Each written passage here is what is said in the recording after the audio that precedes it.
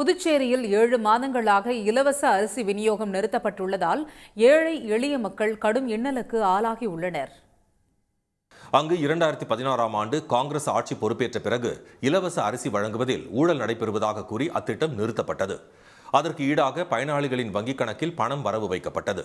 இந்நிலையில் 2021ஆம் ஆண்டு என்ஆர் காங்கிரஸ் பாஜக கூட்டணி ஆட்சி அமைந்த போது மீண்டும் இலவச அரிசி வழங்க வேண்டும் என பொதுமக்கள் கோரினர்.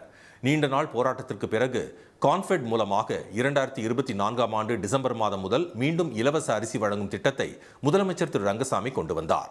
இத்திட்டத்தின் கீழ் 2,61,000க்கும் மேற்பட்டோர் பயனடைந்தனர்.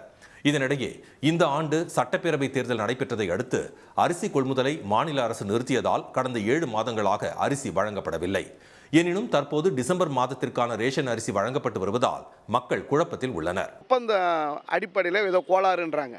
7 மாதமாக கூடாததுனால விட்டு பழைய அரிசி தான் கொடுத்துன்னு இருக்காங்க. அது பல பேருக்கு இன்னும் சென்று அடையலை.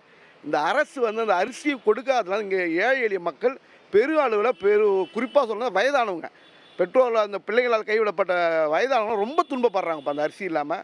இடையில் அரிசியை நிப்பாட்டிட்டாங்க கொஞ்ச நாளாக.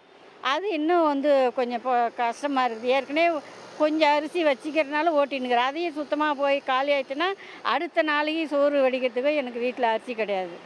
அந்த மாதிரி ஒரு நிலையில தான் நாங்கள் வாழ்ந்துட்டு இருக்கிறோம். ஏதோ வரும், டெண்டர் விடலை, லேட்டாக வரும், அடுத்த மாதம் வரும், இப்படின்லாம் சொல்லிட்டு இருக்கிறாங்க. இந்நிலையில் அரிசி கொள்முதல் செய்ய புதிய நிறுவனத்தை தேர்வு செய்வதில் சுணக்கம் ஏற்பட்டுள்ளதால் இலவச அரிசி திட்டம் தொடருமா அல்லது மீண்டும் வங்கிக் கணக்கில் பணம் வரவு வைக்கப்படுமா என்ற சந்தேகம் எழுந்துள்ளது. எனவே ஆளுநரும் முதலமைச்சரும் தலையிட்டு ஜனவரி மாதம் முதல் நிலுவையில் உள்ள இலவச அரிசியை வழங்க நடவடிக்கை எடுக்க வேண்டும் என பொதுமக்கள் கோரிக்கை விடுத்துள்ளனர். உடனுக்குடன் செய்திகளை தெரிந்து கொள்ள சன் நியூஸ் பெல் ஐகானை கிளிக் பண்ணுங்க.